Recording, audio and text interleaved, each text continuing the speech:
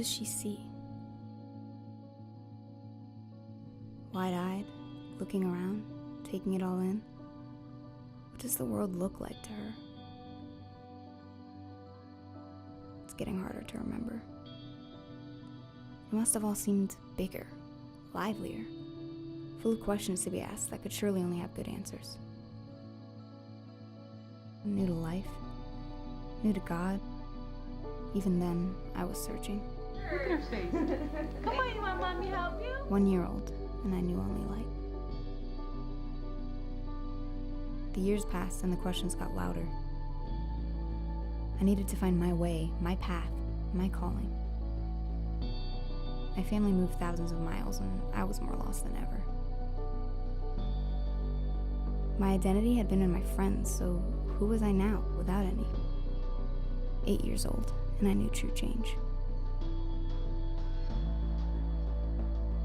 I got back on my feet, found new friends and a new home.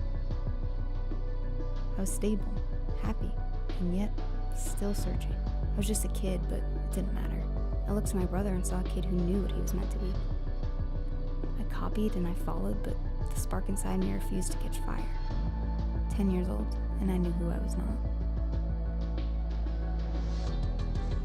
Still, all the chasing had led me to an outlet. Harry Potter! Thank you. A place to do something while my search continued. So I created for the sake of creating, with no goal except to laugh. The pressure was gone, and I found solace in a dumb little hobby.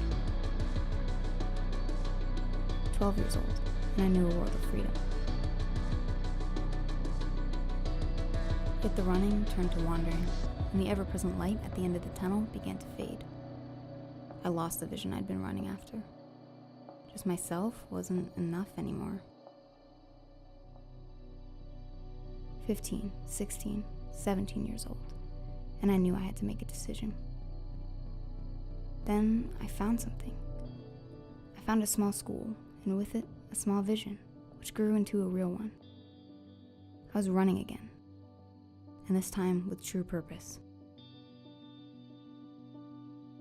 My relationships were flourishing, with people, passion, and overall with God. I had made it. And then I crashed. Not in any dramatic or even visible way. Maybe I didn't crash, it was more like I was knocked to the ground. That home I had found all those years ago turned into something darker than it once was. I just found clarity in one aspect of my life and then lost it in another. In a place that had always been constant. I wasn't angry at God, but I was angry at his people. I was shaken and left in the darkness, replaying it all in my head. Just stuck. And I find myself asking why I can't ever keep my momentum. Why I trip up after each success. Why I falter, why I'm pushed, why the ground is rocky and uneven. Why am I creating in the midst of all this chaos? God, did you really set me apart for this, or am I just a fraud with unrealistic expectations?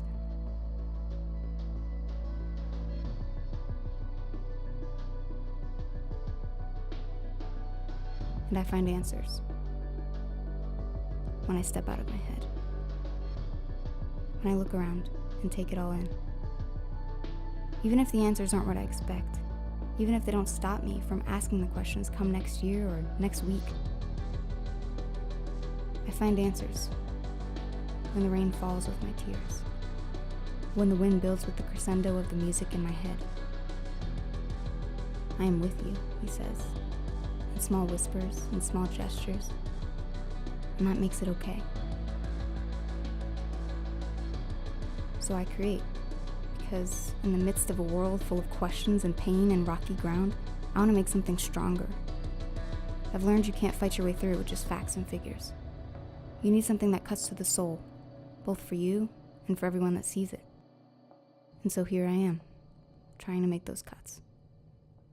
18 years old, and I know you can't just search for your future. Sometimes you have to make it.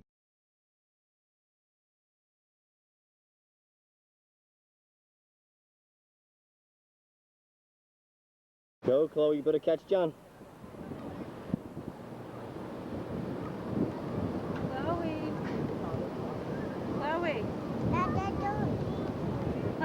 on.